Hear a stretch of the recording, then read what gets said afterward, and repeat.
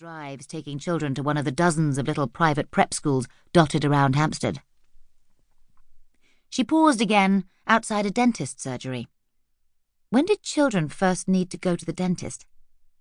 She looked at the glass sign outside with a list of the services they offered. Celebrity Smile Portfolio. That sounded like something she could use. Turn back time treatments. Even better. She thought of herself 10 years ago. Was it really that long? At university. Those Friday and Saturday nights, the late mornings. Nobody to feed, nobody to worry about except herself and the occasional flatmate taking the last of the milk. She caught sight of herself in the mirror. What would 21-year-old Charlotte Beck make of 31-year-old Charlotte Beck?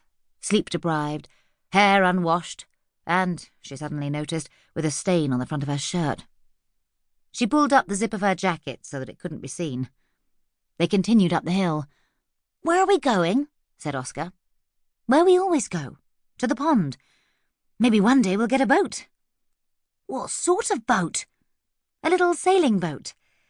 It sounded a bad idea as soon as the words were out of her mouth. And then it happened. A flash of silver as the car passed her, heading down the hill. Too fast, she thought, and turned to Oscar and the buggy and Suki. She wasn't looking in the right direction, but she heard screams, and then a scraping sound, and then the sound of bumping and metal and then shattering glass. She stared back down the hill. She had difficulty in making sense of what she was seeing because everything was suddenly different. Nobody was moving, and the world had gone silent, except that a bell was ringing somewhere, a burglar alarm or a fire alarm. Improbably, as if in a dream, the silver car that had passed her was now wedged into a shop window. It was almost the whole way in. A white van coming up the hill had stopped in the middle of the road and the driver had got out, but he wasn't doing anything, just standing and watching. Charlotte felt as if normal life had cracked, and she had stepped through the crack and everything was different and nothing made sense. She started walking slowly towards the devastation and then stopped. She had Suki, the lead was fastened to her wrist, but she had forgotten her children. She stepped back and took hold of the buggy. Lulu was still fast asleep. Oscar was gazing at the crashed car, his mouth open, like a caricature of surprise in a storybook. "Come," Charlotte said to him, then awkwardly took his right hand in her left and steered the buggy with her other, which was also attached to Suki's lead. As she got closer, she could see that some people were just standing and staring. 2 women had come out of the cafe. There was a postman. No, Charlotte mentally corrected herself. It was a postwoman. She had her funny red trailer and she was holding a package in her hand. Next, Charlotte saw figures lying on the ground. Why was nobody helping them? Who was in charge? She looked around. What she wanted was people in uniform to appear and take over and put up tape and tell everyone to keep on the other side of it. But there was nobody. Just ordinary people who didn't know what to do. 2 young women were standing next to her. One had a leather bag over her shoulder. "Have you got a phone?" The women looked puzzled and Charlotte repeated the question.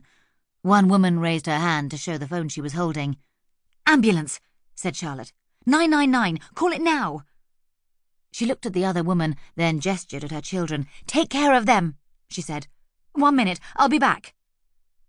Charlotte took Suki's lead off her wrist and gave it to the still open-mouthed Oscar. "Look after Suki for 1 minute. Can you do that?" He nodded solemnly. Charlotte turned round and walked towards the car. A person was lying half on the pavement, half on the road, splayed out. One leg was bent in a way that seemed wrong. Charlotte knelt down beside the woman and gazed into her eyes. Her mind was a blank about what you were meant to do. Were you meant to move them or not to move them? "How are you?" she asked. "My leg," said the woman. At least she could talk. "Anything else?" "My husband. Where's my husband?" "The ambulance is coming," said Charlotte, hoping it was true.